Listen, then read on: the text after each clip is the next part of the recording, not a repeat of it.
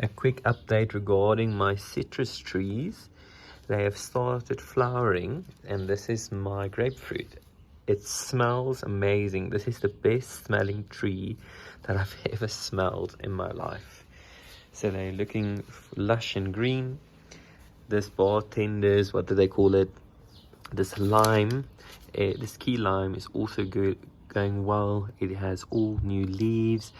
So you remember in the previous video, it almost had no leaves and it's jumping back.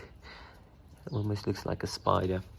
And then here we have our naartjie tree, which is also looking good in green.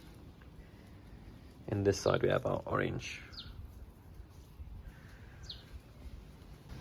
And now having a look at the citrus tree that I've planted about a year ago, 2 to 3 years ago. It's also making its flowers. I've removed the majority of the flowers because there were too many.